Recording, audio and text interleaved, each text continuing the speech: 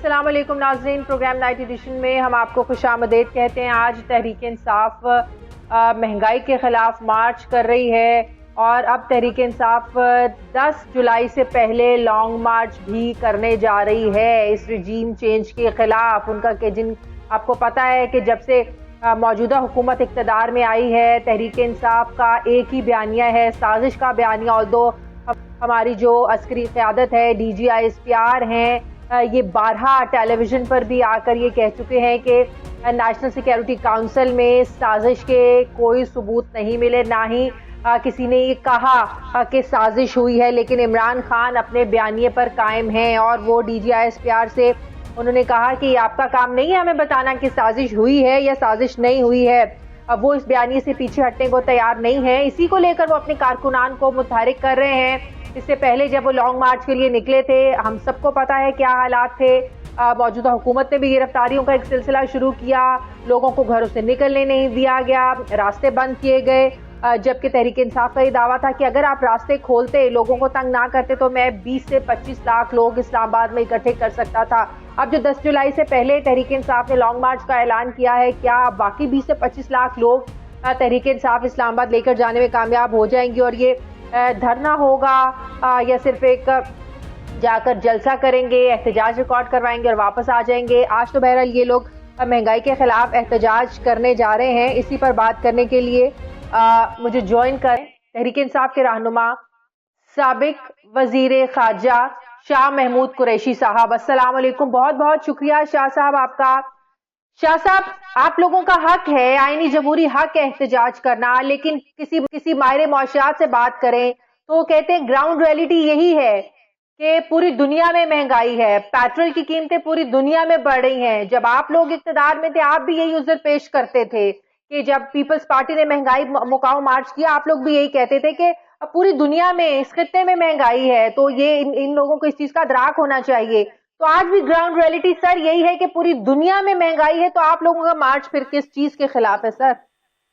देखिए, पहली बात तो ये है कि महंगाई है बेशक और पूरी दुनिया में है और उसके इंटरनेशनल फैक्टर्स हैं। हमने कल भी ये कहा था, हम आज भी ये कहते हैं, लेकिन उन इंटरनेशनल फैक्टर्स के साथ साथ कुछ लोकल फैक्टर्स भी हैं जिन्होंने मसले को ज्यादा गंभीर बना दिया है। मिसाल के तौर पर, अगर ये बर वक्त फैसले नहीं करेंगे, अगर ये सियासी तौर पर मुल्क में गैर यकीनी सूरत हाल रहेगी तो वो मसाइल बढ़ जाएंगे।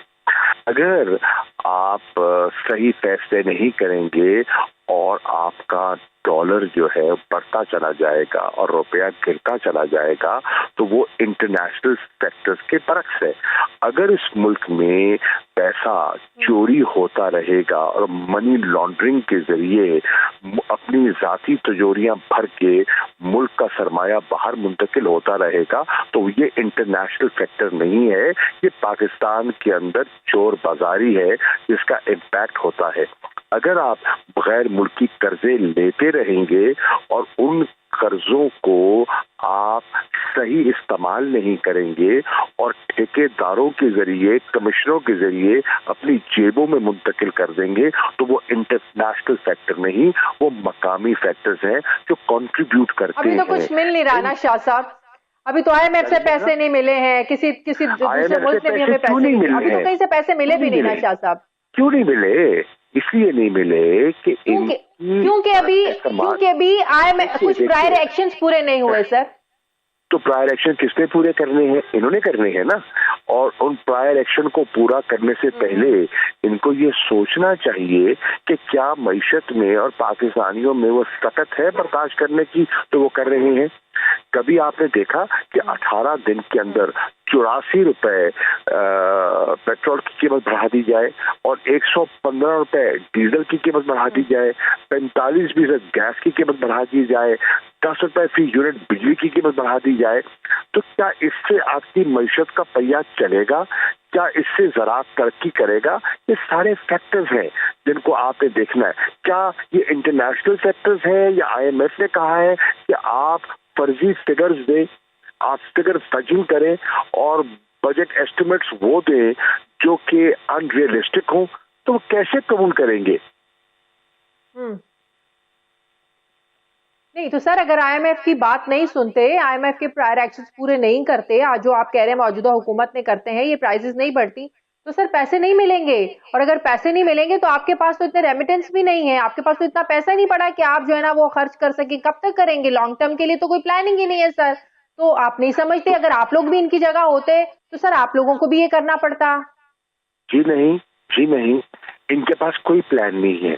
इन्होंने उजलत में अदम एतमाद करके बैरूनी इशारों पर इन्होंने हुकूमत तो संभाल ली, लेकिन मईशत को संभालने का इनके पास कोई प्लान नहीं था। वहां से चल पड़े बिलावल साहब महंगाई मकाओ मार्च करने। अब बिलावल खामोश क्यों है? अब वो उनको सांप क्यों सूंघ गया है? अब महंगाई के खिलाफ क्यों नहीं बोलते? क्योंकि वो ड्रामा था, वो एक सियासी प्लेटफॉर्म बनाया जा रहा था हमारी हुकूमत पर शब खून मारने का। देखिए, ये सारे हकायक कौम जानती है और लोग इनका असली चेहरा पहचान गए हैं। और वो क्या है? इन्होंने आना था अपने केसेस को दफन करने के लिए। जैसे कि गुलाम दस्तगीर खान कह चुके हैं, हम अगर ये न करते तो हम जेलों में होते, हम नाअहल हो चुके होते, हम घर बैठे होते। खुरम दस्तगीर ने कहा है, सुने खुरम दस्तगीर साहब कहते हैं कि इमरान खान के फाशिस्ट प्लान थे। आप लोगों के ये प्लान थे कि पूरी ऑपोजिशन को डिस्क्वालीफाई करवाते, क्योंकि आप लोगों को ये खौफ था कि जो हालात हो गए हैं मुल्क के, तो आप लोगों को किसी अवाम ने कोई एक वोट नहीं डालना है। इसलिए वो कहते हैं कि आप लोग ये प्लान कर चुके थे एक इदारे के साथ मिलके कि आप लोगों ने पूरी ऑपोजिशन को डिस्क्वालीफाई करवाना है, इसीलिए उन्होंने ये सारा प्लान किया। ये खुरम दस्तगीर साहब ने ये अपने आप को धोखा देने के मुतरादिफ है। और कौम इतनी सादा नहीं है कि इनकी लफाजी को मान जाएगी। लोग जानते हैं कि हकीकत क्या है। नैब का इदारा हमारे ताबे न था, न है, न कभी था। अदालतें आजाद हैं। आपने आकर, इस हुकूमत ने आकर नैब का इदारा जो है वो दफन कर दिया है। इन्होंने आके वो दीवार खड़ी की है। खौफ इनको था, हमें नहीं। ओपन एंड शट केसेस उनके थे जो हमारे बनाए हुए नहीं थे, हमारे पैदा करदा नहीं थे। इनको अपना खौफ खाया जा रहा था और उस खौफ से बचने के लिए इन्होंने ये वारदात की है और कौम पहचान गई है। और अगर लोग हमारे साथ नहीं थे तो लाखों की तादाद में जलसों में लोग क्यों आ रहे हैं? इस गर्मी की शिद्दत में लोग क्यों आ रहे हैं? इमरान खान को क्यों सुन रहे हैं? उसका बयानिया आज जो लोगों पर गालिब कैसे आ गया है? साजिशी बयानिया आप गालिब तो ले आए लोगों पर, लेकिन आपकी अस्करी क़यादत देखे ना क्या कह रही है। DGISP बार बार ये वाजे कर चुके हैं कि नेशनल सिक्योरिटी काउंसिल में तमाम सर्विसेज चीफ थे, किसी ने इस बात की जो है वो तस्दीक नहीं की कि साजिश हुई है। आप लोगों ने साजिश का लफ्ज़ शामिल किया है। सुन लीजिए ना, हम बार बार उसकी वजाहत कर चुके हैं कि उनकी मीटिंग ही में सियासी मदाखलत का एतराफ़ किया गया था और उसी मीटिंग ने कहा था कि डिमार्श किया जाए। हम भी बार बार वही दोहरा रहे हैं।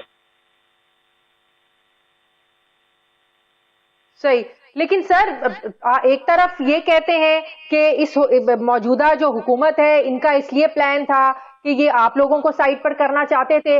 अगर तो इन्होंने अमेरिका के साथ मिलकर साजिश करनी थी सर उनको जरूरत क्या थी अमेरिका के सहारे की? सारी जमातें इकट्ठी हुई, अदम एतमाद लेकर आए सर, नंबर्स उन लोगों ने पूरे किए सर। तो अमेरिका की साजिश का इन लोगों को क्या फायदा होना था सर? कितना मासूमाना तज्जिया कर रही हैं आप। ये सारे इकट्ठे हो गए कैसे हुए? ये वो लोग जो 3.5 साल असेंबलियों में बैठकर नून लीग को, पीपल्स पार्टी को कोसते रहे, उन पर तनकीद करते रहे, उनकी लेजिस्लेशन पर मुखालफत करते रहे, ये यकदम कैसे इकट्ठे हो गए? वो लोग जब फैटफ की कानून साजी की मुखालफत करते रहे, मैं हैरान हूँ। आज अपने आप को मुबारकबाद दे रहे हैं। किस मुंह से वजीर आजम बिलावल को मुबारक दे रहे हैं जिसने वॉकआउट किया लेजिस्लेशन पर, जिसने मुखालफत की उस बिल की, उनका क्रेडिट ले रहे हैं? तो झूठ है ना। कौम जानती है कि ये झूठ है, ये फरेब है और लोग इतने मासूम नहीं है। इनके फरेब में कौन आएगा अब? लेकिन सर आप ये तो इस चीज को तो आप एडमिट करते हैं, इसमें कोई शक नहीं है कि पिछले 3.5-4 सालों में जब आपकी हुकूमत रही है, आप लोगों ने इकदामात किए, सिर्फ आप लोगों ने नहीं, अस्करी क़यादत ने, ज़ाहिर है आप लोग एक पेज पर थे, सबने मिलकर इकदामात किए। लेकिन अभी एक बार फिर से आप कह रहे हैं कि मौजूदा हुकूमत मनी लॉन्ड्रिंग जब तक खत्म नहीं होगी, ये नहीं होगा, वो नहीं होगा। तो सर अगर फैक्टफ आपको ग्रे लिस्ट से निकाल रहा है, इसका मतलब ये सब काम रुक गए हैं, ये अभी फिलहाल ये काम नहीं हो रहे हैं, और आप ग्रे लिस्ट से तब तक निकले रहेंगे जब तक आप इन चीजों पर अमल दरामद करते रहेंगे। जब आपका ये अमल दरामद इन तमाम एक्शन प्लान से हट गया, आपको फिर ग्रे लिस्ट में डाल दिया जाएगा। लेकिन अभी फिलहाल तो आप ये समझते हैं ना कि मनी लॉन्ड्रिंग इस तरह का कोई काम नहीं हो रहा है। कंफ्यूज मत होइए।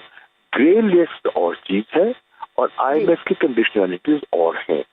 ग्रे लिस्ट का ताल्लुक है मनी लॉन्ड्रिंग को चेक करना, और मनी लॉन्ड्रिंग होती रही है और जो करते रहे वो आपके सामने है, और टेरर फाइनेंसिंग को चोक करना, और उस पे अल्लाह के फजलो करम से हमने इक़दाम उठाए। और आज के अब जो इजलास हुआ है अभी जर्मनी में, उसने एतराफ़ किया कि जितना एक्शन प्लान था वो अल्लाह के फजलो करम से पाकिस्तान ने मुकम्मल कर लिया। और मैं सबको मुबारकबाद देता हूँ जिन जिन इदारों ने मिल के हमारे साथ काम किया था। अब ये कहते हैं जो जो जो पूरी बारात में नहीं थे, ये जनाब सेरा अपने सर सजाना चाहते हैं, जिनका जिक्र ही नहीं था दास्तान में, वो इसका क्रेडिट लेना चाहते हैं। सही, लेकिन सर अभी तो हम शादियाने तो बजा रहे हैं, लेकिन अभी अक्टूबर में फैटफ की टीम ने आना है, दोबारा से जायजा लेना है कि जिनके एक्शन मुझे मालूम है, मैं सारा प्रोसेस समझता हूँ, हुआ या नहीं हुआ जी, सारा प्रोसेस मैं समझता हूँ, मुझे मालूम है उन्होंने आना है। इंशाल्लाह वो प्रोसेस मुकम्मल हुआ है। ऐसे नहीं किया, वो गोल पोस्ट आगे बढ़ाते चले गए। इतनी सख्त शराइत कभी किसी पर आयद नहीं की गई जो पाकिस्तान पे की गई थी। अल्हम्दुलिल्लाह हमने पूरी की थी, और इंशाल्लाह विजिट होगा और पाकिस्तान ग्रे लिस्ट से निकलेगा इंशाल्लाह। इंशाल्लाह। सर 10 जुलाई से पहले फिर लॉन्ग मार्च करने जा रहे हैं शाह साहब आप लोग, ऐलान होगा 10 जुलाई से पहले सर? अभी तो हम आज रात इस महंगाई और तबाही का रोना रोने जा रहे हैं, और आज पूरे पाकिस्तान के हर शहर में एक पुरअमन एहतजाज होगा। इस नाकाम हुकूमत की नाकाम पॉलिसीज का आज उसके खिलाफ एहतजाज होगा। इमरान खान साहब 10वें कौम से खिताब भी करेंगे, लोगों से एड्रेस भी करेंगे और बताएंगे कि मईशत वो कहाँ छोड़ के गए थे। 6% ग्रोथ हो रही थी, 28% एक्सपोर्ट्स बढ़ चुकी थी, हाईएस्ट रेमिटेंसेस थी ever in the history of Pakistan, highest revenue collection थी in the history of Pakistan, construction industry चल रही थी, टेक्सटाइल सेक्टर बूम कर रहा था, और इन्वेस्टमेंट्स हो रही थी। जो इनकी साजिश और मदाखलत की वजह से सारा काम रुक गया है, और सारा इस वक्त निजाम ठप होकर रह गया है। ठीक है, बहुत बहुत शुक्रिया। पाकिस्तान तहरीक इंसाफ के सीनियर रहनुमा साबिक वज़ीर खारिजा शाह महमूद कुरैशी साहब मेरे साथ थे। Sir thank you very much. मुझे ब्रेक लेनी है नाज़रीन, वापस आते हैं एक वक्फे के बाद।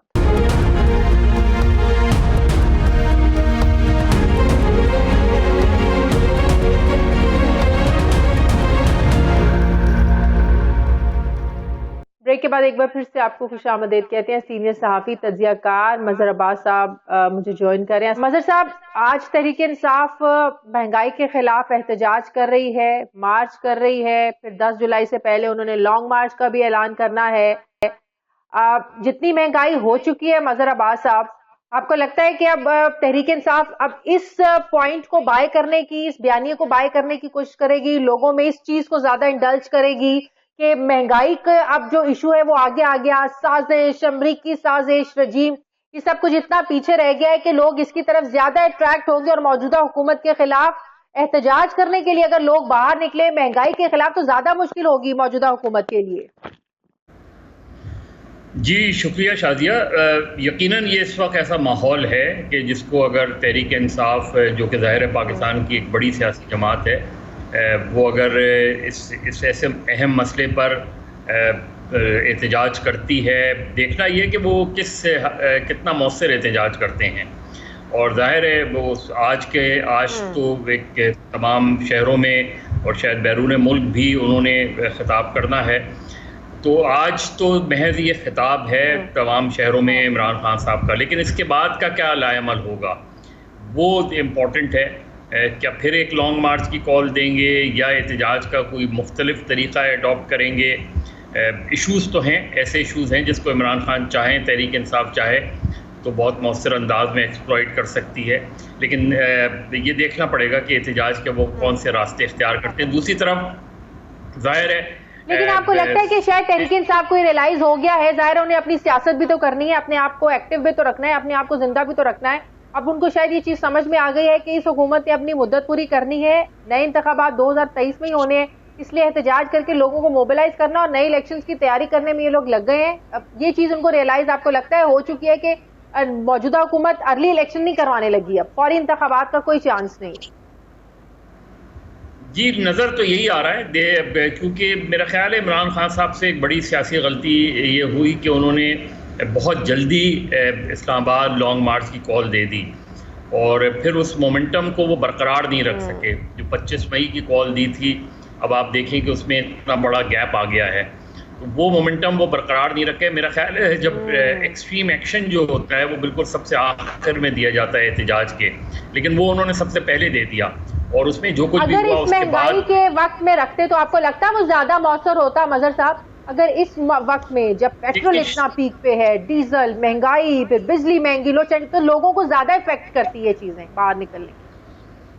देखिए, एहतजाज के लिए एक टेम्पो बनाना पड़ता है, एक इश्यूज ऐसे लोग हमारे यहाँ बदकिस्मती से, हालांकि महंगाई पे इस तरह की महंगाई है कि लोगों को खुद सड़कों पे आना चाहिए लेकिन नहीं आते हमारे यहाँ, उनको मोबिलाइज करना पड़ता है, आपको एक टेम्पो बिल्ड करना पड़ता है, फिर आपके सामने कोई प्रोग्राम होना चाहिए कि आप आके क्या करेंगे, इसके बाद इस महंगाई को कैसे कंट्रोल करेंगे। क्या आज इमरान खान ये ऐलान कर सकते हैं कि वो IMF के प्रोग्राम से निकल जाएंगे? नहीं कर सकते। तो उनके पास कौन सा ऐसी जो टैक्टिक्स होगी, तो ये सारी चीज़ें बहुत इंपॉर्टेंट होती हैं। दूसरी अहम बात, अब ज़िमनी इलेक्शंस भी हो रहे हैं। अब एक इमरान खान साहब ने कल या परसों में ये फैसला किया है कि वो NA 245 जो डॉक्टर आमिर लियाकत की वफात के बाद थी, उस पर अब इलेक्शन लड़ेंगे। अब ये समझ में नहीं आ रहा कि अगर उस पर इलेक्शन लड़ेंगे तो वो क्या शो करना चाह रहे हैं, क्योंकि कौमी असम्बली से तो उन्होंने बॉयकॉट किया हुआ है। तो क्या वो इलेक्शन लड़के वो सिर्फ ये दिखाना चाह रहे हैं कि कराची में उनकी जो वोट है वो आज भी बरकरार है, और शायद NA 240 में भी अगर वो हिस्सा लेते तो ज़्यादा अहम होता।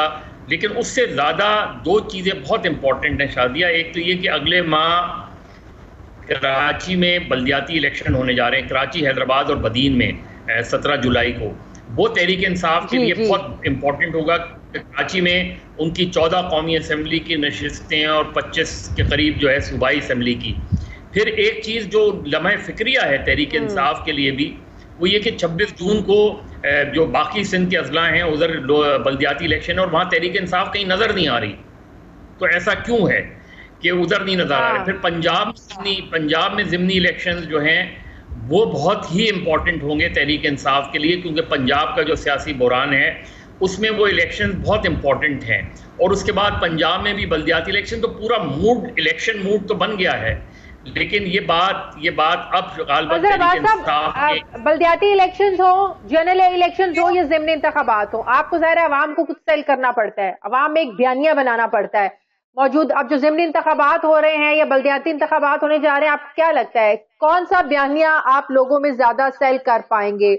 रजीम चेंज का, अमरीकी साजिश का, मुदाखलत का, या महंगाई का बयानिया ही ज्यादा बिकेगा क्योंकि लोग इससे ज्यादा इफेक्ट हो रहे हैं? अब जाहिर है आपने अवाम को अपनी तरफ अट्रैक्ट करना है कि आप हमें वोट दें, तो क्यों दें? आपके पास ऐसा क्या प्लान है? पिछली हुकूमतों ने क्या किया है या मौजूदा हुकूमत क्या कर रही है? कौन सा बयानिया बिकने वाला है इन ज़िमनी इंतखाबात में हज़र साहब?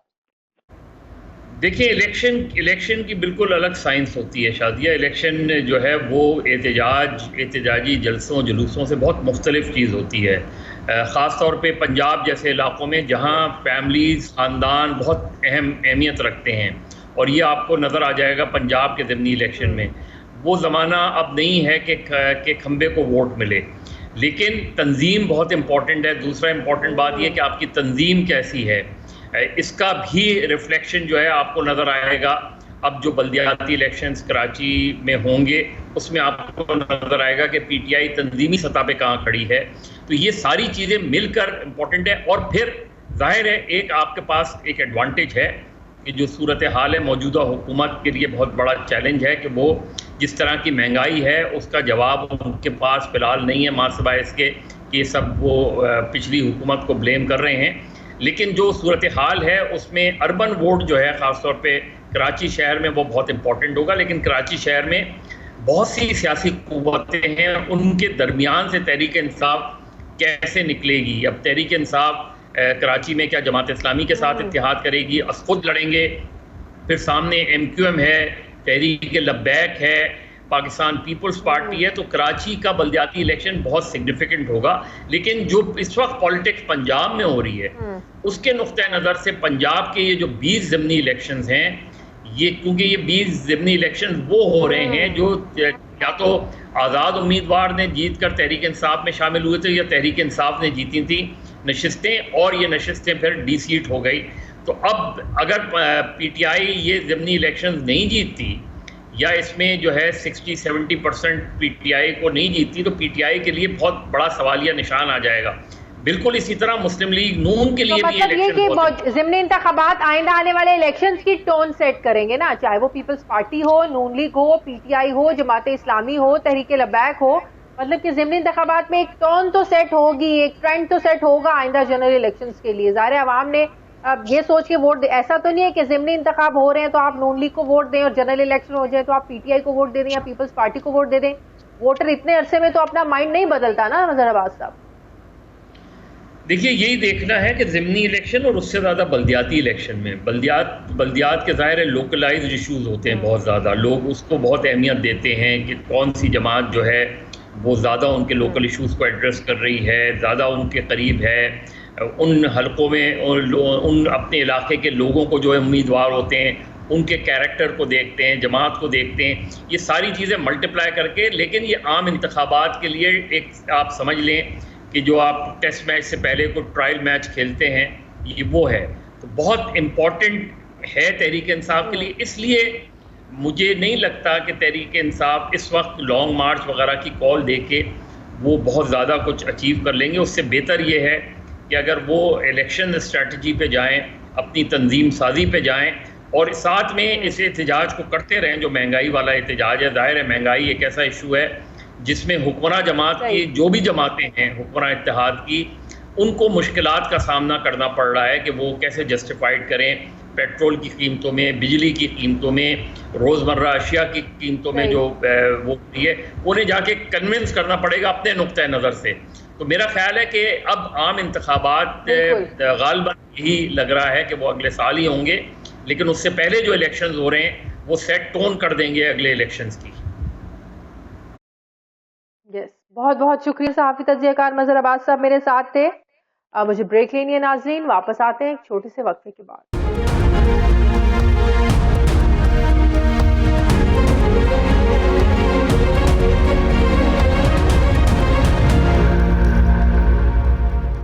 ब्रेक के बाद एक बार फिर से आपको खुशामदीद कहते हैं नाज़रीन। माहिर मुआशियात डॉक्टर आबिद सुलेरी साहब मुझे ज्वाइन कर रहे हैं। अस्सलाम वालेकुम, बहुत बहुत शुक्रिया। डॉक्टर साहब, एक तरफ ताजिर सरापा एहतजाज है, दूसरा आज से PTI अपने प्रोटेस्ट शुरू करने जा रही है, महंगाई के खिलाफ महंगाई मार्च करने जा रही है। आपको क्या लगता है कि ये PTI का एहतजाज आपको जस्टिफाई लगता है? क्योंकि जब PTI हुकूमत में थी हम इनसे महंगाई के हवाले से जब सवालात करते थे तो हमें एक ही उज़्र पेश किया जाता था कि इस खित्ते में पूरी दुनिया में आलमी मार्केट में पेट्रोल की प्राइस हाई है, आप पूरी दुनिया में उठा के देख लें हर जगह महंगाई हो चुकी है। आज भी ये हकीकत है कि पूरी दुनिया में महंगाई है, तो क्या आज तहरीक इंसाफ का महंगाई के खिलाफ मार्च जस्टिफाई है सर? जी शुक्रिया शाजिया। बेहसियत अपोजिशन ऑफ कोर्स ये PTI का जमहूरी हक है कि वो महंगाई के खिलाफ एहतजाज करे, लेकिन अगर आप ग्राउंड रियलिटीज़ देखें तो मैं आपसे बिल्कुल मुत्तफिक हूँ कि ये जो इस वक्त इन्फ्लेशन और सुपर कमोडिटी जो उसकी जो प्राइस हाइक की जो वेव चल रही है वो पाकिस्तान समेत पूरी दुनिया को मुतासर कर रही है। जब PMLN ने या पीपल्स पार्टी ने महंगाई मकाओ मार्च शुरू किया था तो मेरा उस वक्त भी ये कमेंट था कि अगर इनको मौका मिला तो ये महंगाई ख़त्म नहीं कर पाएंगे, और यही कमेंट मेरा आज भी है कि अगर आप इस सूरत हाल में पीटीआई को कल लाके गवर्नमेंट दे देते हैं तो पीटीआई भी इस महंगाई को कंट्रोल नहीं कर सकेगी, क्योंकि इस वक्त ये मींस के ये हमारे सियासतदानों के बस की बात नहीं है। ये आपको मुकाबला करना है कि आपको अपनी इकोनॉमी को स्ट्रॉन्ग कैसे करना है, आपको अपने रुपए की कदर कैसे बढ़ानी है डॉलर के मुकाबले में, महंगाई को कम करना। इसलिए भी आप समझते हैं कि बस की बात नहीं है। जब तक आपको आईएमएफ से पैसे नहीं मिलेंगे, जब तक आपको आपके दोस्त ममालिक से पैसे नहीं मिलेंगे, इकोनॉमी में स्टेबिलिटी नहीं आ सकती। सर देखिए, इकोनॉमी में स्टेबिलिटी बिल्कुल, IMF is a lender of last resort, इसीलिए इसको कहते हैं। पिछली हुकूमत की तरह मौजूदा हुकूमत ने भी कोशिश की, 2 महीने तकरीबन इन्होंने ज़ाया किए, सऊदी अरब से पैसे हासिल करने की कोशिश की, चाइना से पैसे हासिल करने की कोशिश की। पिछली हुकूमत को तो 1 साल में दोस्त हुकूमतों से कुछ इमदाद मिल गई थी, जिसकी वजह से वो 1 साल डिले करने में कामयाब हो गया आईएमएफ के पास जाना। गो के अगर वो शुरू में ही चले जाते तो ज़्यादा बेहतर होता। इसी तरह से इस हुकूमत के लिए भी अगर ये आते ही vote of no confidence win करने के बाद आते ही अगर ये आईएमएफ का प्रोग्राम रिज्यूम कर लेते तो शायद रुपया जो है वो आज 185-186 रुपए पर डॉलर होता और बजट पास करवाना भी कोई इतना मुश्किल ना होता। डिले की वजह क्या थी? डिले की वजह क्या थी? मौजूदा हुकूमत किस चीज का इंतजार कर रही थी कि आईएमएफ की शराइत माने बगैर या पेट्रोल प्राइसेस को हाई किए बगैर हमें पैसे मिल जाएंगे, एक्सपेक्ट किए बैठे थे, जिसकी वजह से देर हो गई। देखिए, मौजूदा हुकूमत ने भी वही प्लान ऑफ एक्शन अपनाया जो कि पिछली हुकूमत ने अपनाया था कि पहले दोस्त मुल्कों से ट्राई की जाए। तो वज़ीर आज़म ने सऊदी अरब से अमदाद की हासिल करने की कोशिश की, चाइना से अमदाद हासिल करने की कोशिश की, बाकी दोस्त ममालिक से रब्ता किया गया।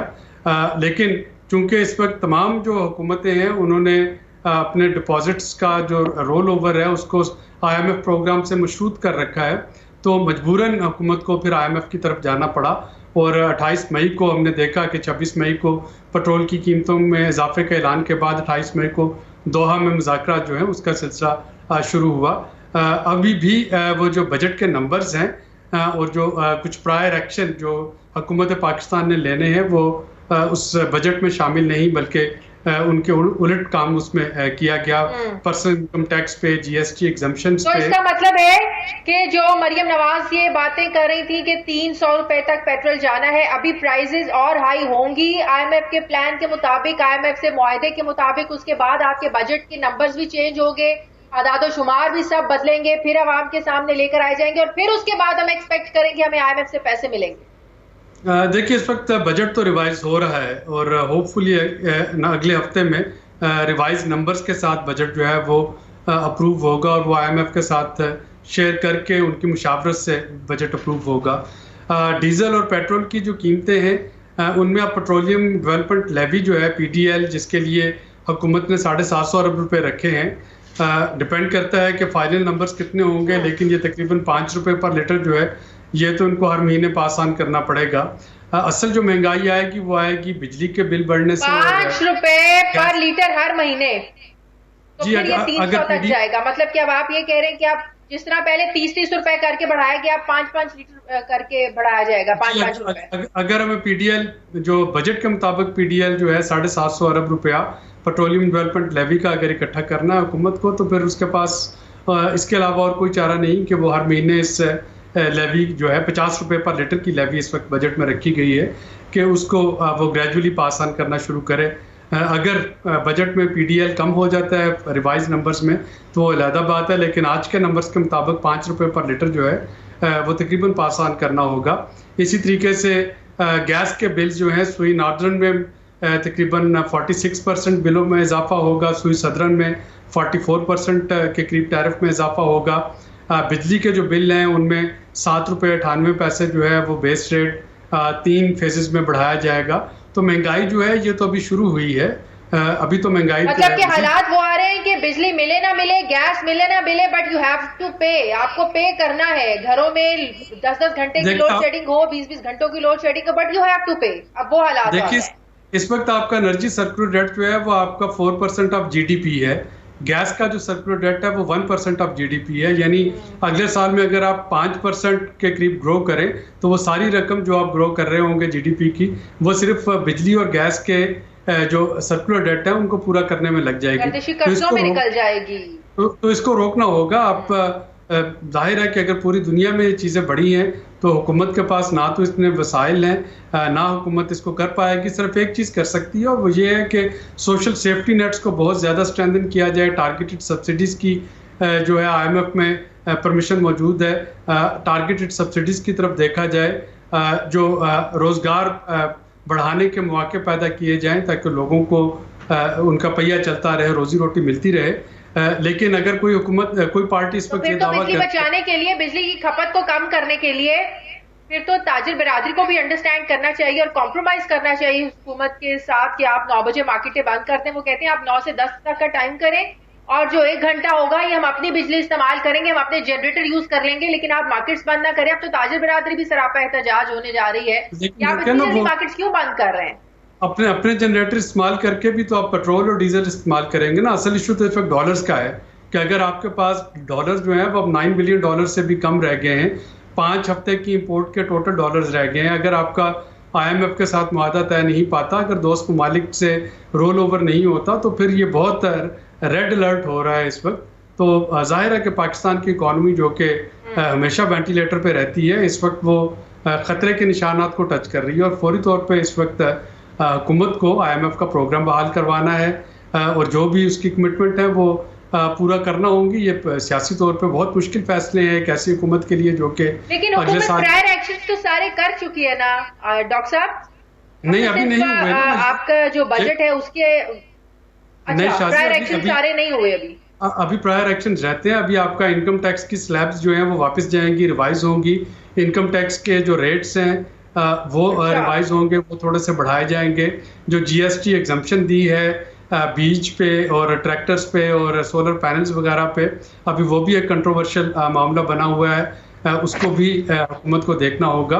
तो अभी काफ़ी सारे उसमें हिकअप्स हैं। ये जो मामला हैं रेवेन्यू के सूबे जो हैं, उसमें बजट में लिखा है कि वो 800 अरब रुपए के सरप्लस देंगे, जबकि 322 बजट आ चुके हैं।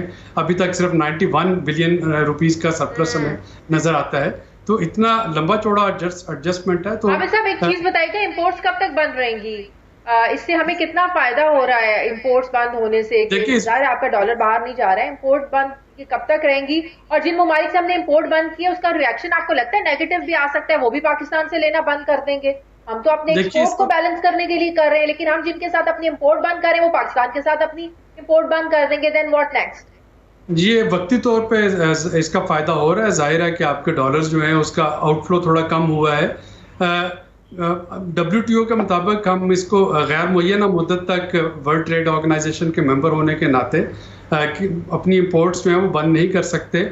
इस वक्त जो इंपोर्ट्स बंद की गई हैं उसके लिए हमने बैलेंस ऑफ पेमेंट्स क्राइसिस का जो है वो सहारा लिया और इसमें तकरीबन 4 से 6 माह मैक्सिमम आप इंपोर्ट बंद रख सकते हैं। वो भी IMF के आशीर्वाद के साथ कि IMF बताता है कि जी ये मुल्क इस वक्त माली दुश्वारियों में है, ये कोई मीडियम टू लॉन्ग। लेकिन आपको नहीं लगता इससे हमारी जो एक्सपोर्ट है उस पर फर्क पड़ेगा?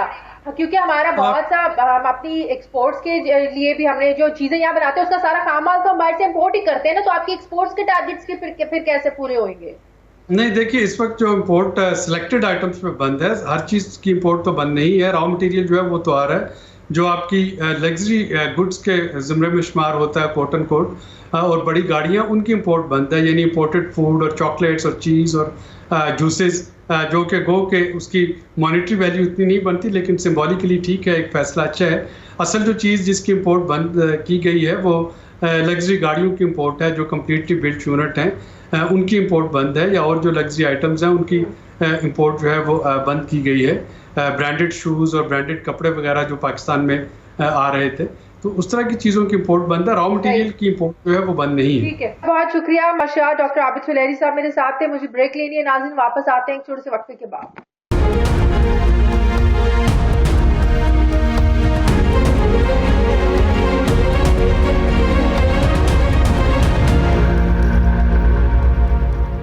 ब्रेक के बाद एक बार फिर से आपको खुशामदीद कहते हैं नाज़रीन। पाकिस्तानी हुकूमत और TT के दरमियान मुज़ाकरात एक बार फिर से हो रहे हैं। ये मुज़ाकरात माजी में भी होते रहे हैं, लेकिन हर बार मुज़ाकरात का नतीजा नाकामी की सूरत में निकलता रहा है, जिसकी सबसे बड़ी वजह ये कि तालिबान के जो मुतालिबात हैं वो किसी सूरत उससे पीछे हटने के लिए तैयार नहीं थे। उनके मुतालबात में तालिबान कैदियों की रिहाई, दूसरा उनका मुतालबा होता था वजीरिस्तान और साबका कबायली इलाकों से फौज का इनखला। माजी की तरह मकामी मलेशिया को वो कहते हैं कि उसको सिक्योरिटी की जिम्मेदारियों की वापसी होनी चाहिए और साबका कबायली इलाकों का निज़ाम बहाल करने का मुतालबा सबसे बड़ा मुतालबा है। फाटा का जो इंजमाम है वो कहते हैं इसको वापस लिया जाए।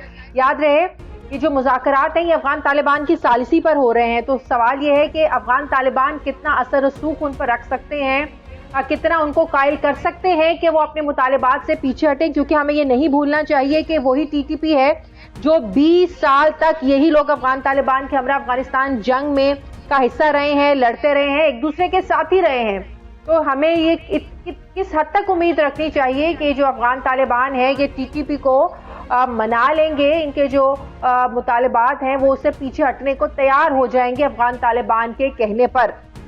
इस वक्त मुज़ाकरात किस स्टेज पर हैं, कितने इम्कानात हैं कामयाबी के, क्या तालिबान तैयार हो चुके हैं अपने जो मुतालबात हैं उनसे पीछे हटने पर, क्योंकि पाकिस्तान से कमेटियां जाती रही हैं, जो उन कमेटियों में कबायली अमायदीन होते थे, जो तालिबान थे उनके रिश्तेदार होते थे, असर रसूख वाले जो लोग थे उनको भेजा जाता था कमेटी में शामिल करके ताकि टीटीपी के साथ जाकर मुज़ाकरात किए जा सकें। इसी पर बात करने के लिए मुझे सीनियर सहाफ़ी ताहिर अफगान उमूर ताहिर खान साहब ज्वाइन करें। अस्सलाम वालेकुम, बहुत बहुत शुक्रिया ताहिर खान साहब आपका।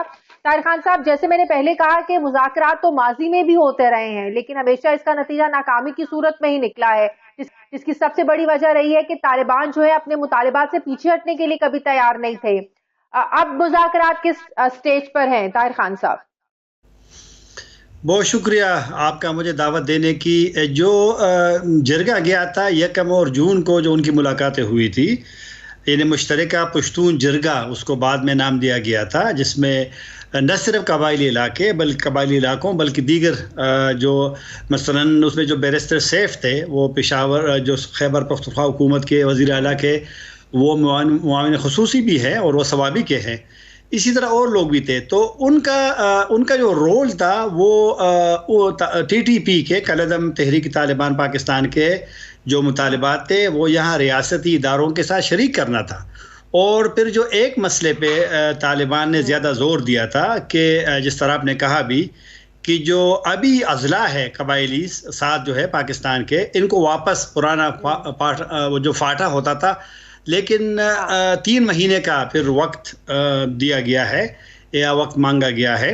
लेकिन मेरा नहीं ख्याल कि ये वाला मुतालबा मंजूर होगा। और वैसे भी जो मुसल्लह ग्रुप से उनके मुतालबात इस तरह तो तस्लीम, मेरा नहीं ख्याल कि वो तस्लीम हो जाएंगे, क्योंकि उसमें पाकिस्तान के आईन में एक तरमीम हुई है, बहुत ज़्यादा लोग उस इंज़माम के हक़ में थे, तो ये एक ग्रुप के कहने पे तो नहीं होगा। तो लिहाजा मुतालबात तो ऐसे हों कि जो दुनिया भी समझती है कि वो हल हो सकते हैं। हाँ, वो कैदियों का मुतालबा कर सकते हैं। कैदियों का मुतालबा भी इतना आसान नहीं है।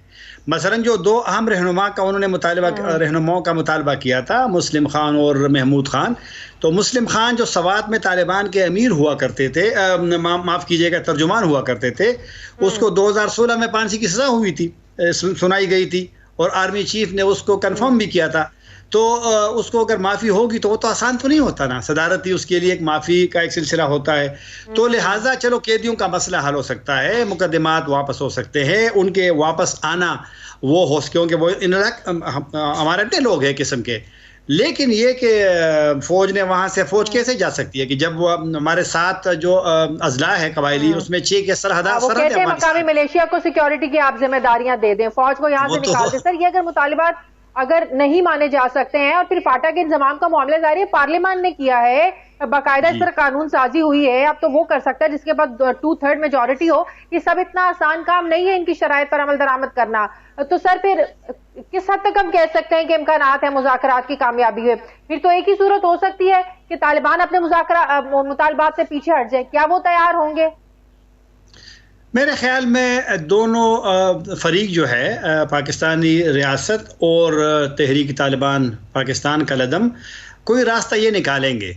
ये जो गैर मुय्यना मुद्दत के लिए जंग बंदी हुई है, फायर बंदी हुई है, ये भी एक अलामत है कि दोनों साइड इस मसले का हल निकालना चाहते हैं। और मेरे ख्याल में हल निकालना भी चाहिए, क्योंकि टीटीपी का इस वक्त जो उनकी जो पोजीशन है वो माजी की निस्बत मजबूत है, उसमें दो राय नहीं है, क्योंकि